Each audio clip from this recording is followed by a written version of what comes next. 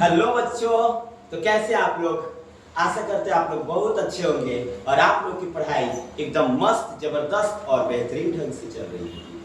मेरे प्यारे बच्चों, आज मैं आप लोगों के बीच लेकर के आया हूँ क्लास 12th का इंग्लिश चैप्टर 1, जो कि पोएट्री का चैप्टर 1 है। ठीक है, और क्लास 12th के इंग्लिश का चैप्टर 1 जो कि पोएट्री का लेसन 1 है। और इसमें आपको मैं आज कराने वाला हूँ लेसन 1 का समरी। और लेसन 1 के समरी से आपको पढ़ करके ऐसा लगेगा कि आप सारे पाठ को पढ़ लिए और आपके एग्जाम में भी एक भी नंबर नहीं छूटेगा। तो चलिए मस्त, जबरदस्त और एकदम बेहतरीन इस क्लास को शुरू करते हैं। तो ध्यान से देखना है, समझना है, सीखना है और पूरे दिल से इसको अपने मन में उतारना है। तो चलिए हम देखते हैं। जैसा कि आप देख रहे हैं कि आप पहले ही सबसे पहले मैं आपको बता दूं कि यहाँ पे लिखा है sweetest love I do not go. ठीक है, जिसका अर्थ होता है मेरे प्यारे महबूबा मैं नहीं जा रहा हूँ।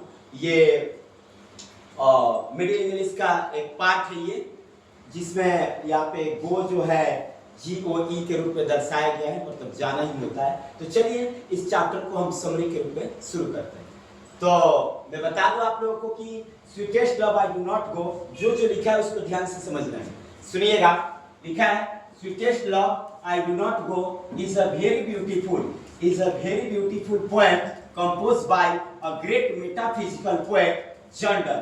तो मेरे प्यारे बच्चों, इसका अर्थ क्या है कि sweetest love I do not go chapter जो है बहुत ब्यूटीफुल कविता है, एक बहुत ब्यूटीफुल कविता है, यानी सुंदर कविता है, और जिसके कंपोजर एक ग्रेट मेटाफिजिकल पोएट जॉर्डन है। आपसे पेपर में ये भी पूछा जा सकता है कि ग्रेट मेटाफिजिकल पोएट कौन है, तो जॉर्डन। आप याद रखेंगे, ये ऑब्जेक्टिव के लिए इंपॉर्टेंट है।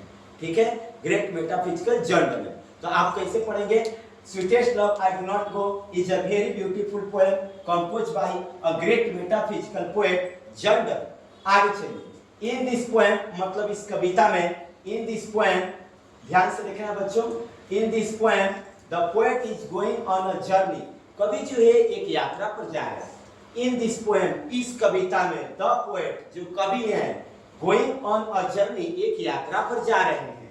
और मेरे प्यारे बच्चों, but his beloved is pretended that the poet is counselling her that I am going away not because I am tired of you not the world can give a fitter love but I am going for someone. देखो क्या कहते हैं कवि इस chapter में है, एक journey पर जा रहे हैं और जर्नी पर जाते तो उनकी जो प्रेमिका है वो थोड़ी सी मायूस हो गई। उनकी प्रेमिका थोड़ी मायूस हो गई है, क्योंकि सबको पता है जिसका प्रेमी छोड़ करके जाता है तो एक प्रेमिका के दिल पर क्या गुजरता है।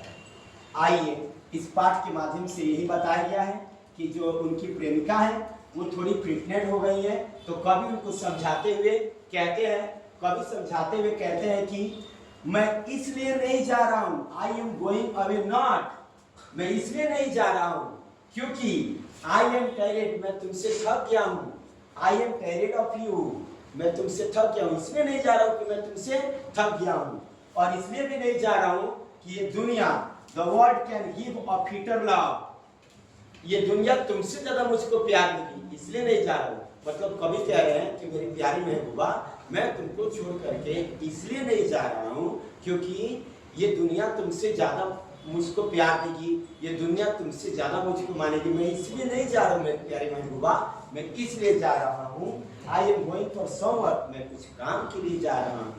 आई am going for some work, मैं कुछ काम के लिए जा रहा हूँ मेरी प्यारी महबूबा, ऐसा वो कहते हैं। और कहते हैं he counseling his wife, समझा रहे हैं, कह रहे हैं that do not be pregnant, वो मायूस न हो, तुम मायूस मत हो, मेरे बात को समझो।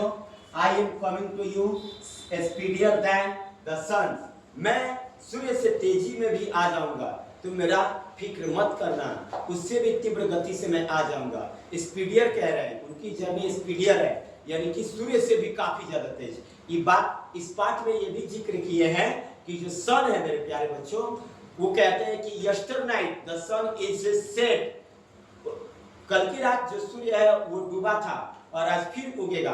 उसको इस पूरे अंतराल में 12 घंटा का समय लगेगा, लेकिन मेरे प्यारे महबूबा मेरे जाने में और आने में कुछ ही समय लगेगा। तुम मायूस ना हो, मैं जल्दी से आ जाऊंगा।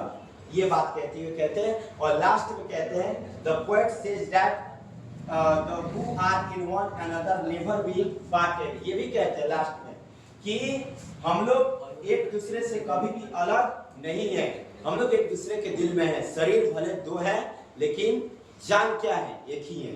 शरीर दो है लेकिन दिल एक है, हम दोनों एक दूसरे के पार्ट हैं। तुम मायूस न हो। इस तरह से इस पाठ का समरी खत्म हुआ। और मेरे प्यारे बच्चों, इतना अगर आप समरी लिखते हो तो 5 में 5 मार्क्स मिलेगा। जितना मार्क्स का आता है उतना मार्क्स को मिलेगा। और इसको 2-4 बार आप लोग वीडियो को बैक कर करके समझ सकते हैं, पढ़ सकते हैं, और यह पाठ आपके पेपर के लिए बहुत ही इंपॉर्टेंट होगा। इस तरह से आप लोग इसी प्रकार से और वीडियो देखने के लिए हमारे चैनल को सब्सक्राइब करें और बेल आइकन को दबाना ना भूलें। तब तक मिलते हैं दूसरे वीडियो के साथ, तब तक के लिए बाय, जय हिंद, जय भारत।